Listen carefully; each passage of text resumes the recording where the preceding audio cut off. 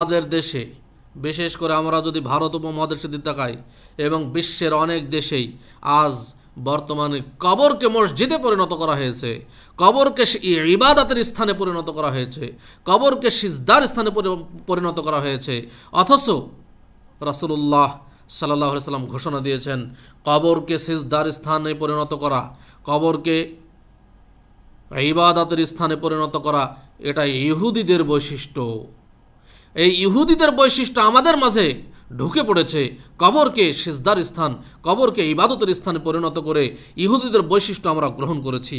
দেখুন রাসূলুল্লাহ সাল্লাল্লাহু আলাইহি সাল্লাম কি বলছেন। বুখারী 427 নম্বর হাদিস, বুখারী 434 নম্বর হাদিস, বুখারী 1341 নম্বর হাদিস, বুখারী 3873 নম্বর হাদিস, মুসলিম 528 নম্বর হাদিস, নাসাই 704 নম্বর হাদিস। খুলে দেখুন কি বলছেন।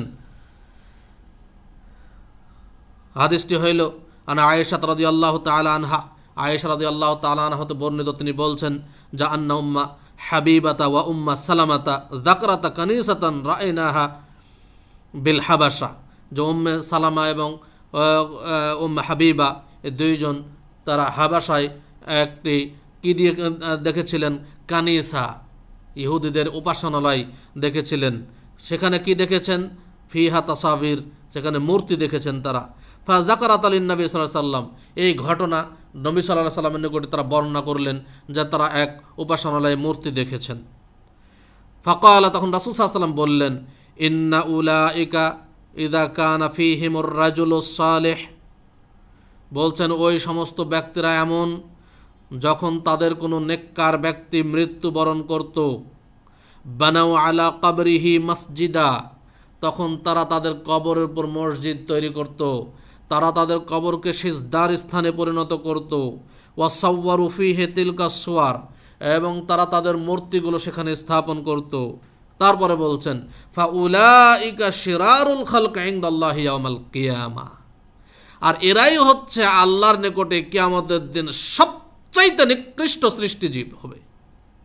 তাহলে যারা কবরকে মসজিদে পরিণত করে, যারা কবরকে সিজদার স্থানে পরিণত করে, তারাই হচ্ছে কিয়ামতের দিন সবচাইতে নিকৃষ্ট সৃষ্টিজীবে পরিণত হবে।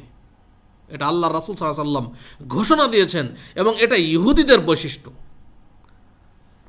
রাসূলুল্লাহ সাল্লাল্লাহু আলাইহি ওয়াসাল্লাম আরও বলছেন, বুখারী 4307, বুখারী 437 নম্বর হাদিস, বুখারী 437, মুসলিম 530, আনাবি হুরায়রাতা আন্না রাসূলুল্লাহ সাল্লাল্লাহু আলাইহি ওয়াসাল্লাম ক্বাল, আবু হুরায়রা রাদিয়াল্লাহু তাআলা আনহু হতে বর্ণিত, রাসূলুল্লাহ সাল্লাল্লাহু আলাইহি ওয়াসাল্লাম বলেন কাতালাল্লাহুল ইয়াহুদা, বলছেন ইহুদিদেরকে আল্লাহ তাআলা ধ্বংস করুক। কেন? ইত্তাখাযু কুবুর আমবিয়াইহিম মাসাজিদা, কেননা ইহুদিদের বৈশিষ্ট্য হলো তারা তাদের নবীদের কবরকে সিজদার স্থানে পরিণত করেছে, মসজিদে পরিণত করেছে।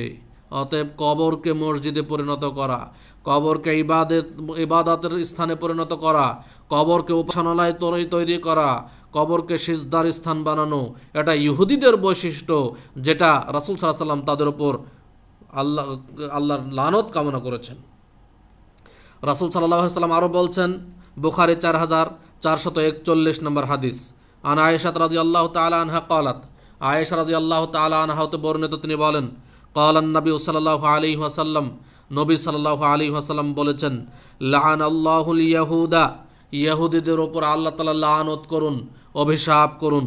ইত্তাখাযু কুবুরা আমবিয়াইহিম মাসাজিদা, কেননা তারা তাদের নবীদের কবরকে মসজিদে পরিণত করেছে, সিজদার স্থান বানিয়েছে। ক্বালাত আয়েশা রাদিয়াল্লাহু তাআলা আনহা, আয়েশা রাদিয়াল্লাহু তাআলা আনহা বলেন লাউলা যালিকা লা উবরিজা কবরুহু খাশিয়া আন ইউত্তাখাযা মসজিদা, যদি এমন আশঙ্কা না থাকতো, এমন ভয় না থাকতো যে কবরকে মানুষ মসজিদে পরিণত করে, এমন যদি ভয় না থাকতো, তাহলে রাসূল সাল্লাল্লাহু আলাইহি ওয়াসাল্লামের কবরকে উন্মুক্ত করে দেওয়া হতো। রাসূল সাল্লাল্লাহু আলাইহি ওয়াসাল্লামের কবরকে উন্মুক্ত করা হয়নি এই ভয়ে যে রাসূল সাল্লাল্লাহু আলাইহি ওয়াসাল্লামের কবরকে মসজিদে পরিণত করা হবে, কবরকে সিজদার স্থান বানিয়ে দেওয়া হবে, এই ভয়ে তার কবরকে উন্মুক্ত করা হয় নাই। দেখুন আজকেই যারা মাজার পূজা করছেন, যারা মাজার তৈরি করেছেন, যেই সমস্ত কবরকে সিজদার স্থান বানিয়েছেন, যেই সমস্ত কবরগুলোকে ইবাদতের খানা বানিয়েছেন, তাদের জন্য এই হাদিসগুলো হুঁশিয়ারি বাণী। এটা হলো ইহুদিদের বৈশিষ্ট্য। এরাই হচ্ছেন পৃথিবীর বুকে সবচাইতে নিকৃষ্ট জাতি। এটা রাসূল সাল্লাল্লাহু আলাইহি ওয়াসাল্লাম উল্লেখ করেছেন। যারা কবরকে মসজিদে পরিণত করে, যারা কবরকে সিজদার স্থান বানায়, তারাই হচ্ছে শিরারুল খালক। বলা হচ্ছে সবচাইতে নিকৃষ্ট বস্তু, সবচাইতে নিকৃষ্ট সৃষ্টিজীব হলো এরাই, যারা কবরকে মসজিদে পরিণত করে। রাসূলুল্লাহ সাল্লাল্লাহু আলাইহি ওয়াসাল্লাম আরও বলছেন, সহিহ মুসলিম 532 নম্বর হাদিসে রাসূল সাল্লাল্লাহু আলাইহি ওয়াসাল্লাম বলছেন, আলা ওয়া ইন্না মান কানা ক্বাবলাকুম কানু ইয়াত্তাখিযুনা কুবুর আম্বিয়াইহিম ওয়া সালিহিহিম মাসাজিদা। সাবধান, তোমরা সাবধান থেকো, কেননা তোমাদের পূর্ববর্তী যুগের লোকেরা তাদের নবীদের কবরকে এবং নেককার ব্যক্তিগণের কবরকে মসজিদে পরিণত করেছিল। আলা, তোমরা সাবধান থেকো। ফালা তাত্তাখিযুল কুবুর মাসাজিদা, তোমরা যেন কবরকে মসজিদে পরিণত করো না। তোমরা কখনোই কবরকে মসজিদে পরিণত করো না। আলা বলছেন, ইন্নী আনহাকুম আন যালিক, আমি বিশেষ করে তোমাদেরকে এই ব্যাপারে নিষেধ করে যাচ্ছি। তোমরা পূর্ববর্তী জামানার লোকদের মতো কবরকে মসজিদে পরিণত করো না। আমি তোমাদেরকে নির্দেশ দিয়ে গেলাম। এটা রাসূল সাল্লাল্লাহু আলাইহি ওয়াসাল্লাম মৃত্যুর মাত্র 5 দিন আগে এই ঘোষণা দিয়েছেন। রাসূল সাল্লাল্লাহু আলাইহি ওয়াসাল্লাম মৃত্যুর 5 দিন আগে এই কথা বলছেন যে তোমাদের পূর্ববর্তী জামানার লোকেরা যেমন কবরকে মসজিদে পরিণত করেছিল, আমি তোমাদেরকে নিষেধ করে যাচ্ছি, তোমরা কবরকে মসজিদে পরিণত করো না, কবরকে ইবাদতের জায়গা বানিও না, কবরকে সিজদার স্থান বানিও না। রাসূলুল্লাহ সাল্লাল্লাহু আলাইহি ওয়াসাল্লাম আরও বলছেন, মুসনাদে আহমদ 1694 নম্বর হাদিস, রাসূল সাল্লাল্লাহু আলাইহি ওয়াসাল্লাম বলছেন, আনা আখরিজু ইয়াহুদ আল হিজাজ মিন জাজিরাতিল আরব, তোমরা জাজিরাতুল আরব থেকে এই হেজাজের ইহুদিদেরকে তোমরা বের করে দাও। তারপরে বলছেন, ওয়ালামু, আর তোমরা জেনে রেখো, আন্না শিরারান নাস, মানুষের মধ্যে সবচাইতে নিকৃষ্ট হচ্ছে তারাই, আল্লাযিনা ইয়াত্তাখিযুনাল কুবুরা মাসাজিদা, যারা কবরকে মসজিদে পরিণত করে, তারাই হচ্ছে মানুষের মধ্যে সবচাইতে নিকৃষ্ট জাতি, সবচাইতে নিকৃষ্ট মানুষ। তাহলে যারা মাজারে বিশ্বাসী, যারা মাজার পূজা করেন, তারা হচ্ছেন আল্লাহর নিকটে সবচাইতে নিকৃষ্ট মানুষ, যেটা রাসূল সাল্লাল্লাহু আলাইহি সাল্লাম ঘোষণা দিয়েছেন।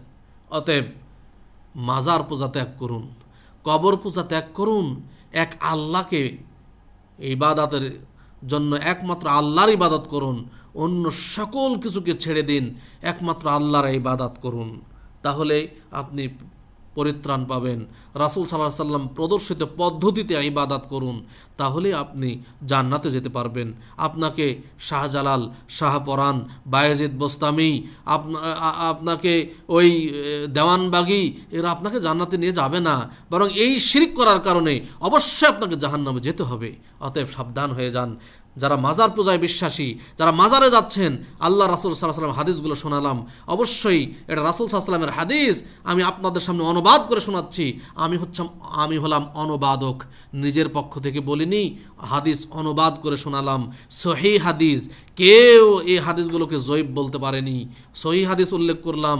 রাসূল সাল্লাল্লাহু আলাইহি ওয়াসাল্লাম বলেছেন, যারা কবরের নিকটে যায়, কবর পূজা করে, এরাই হচ্ছে পৃথিবীর বুকে সবচাইতে নিকৃষ্ট জাতি।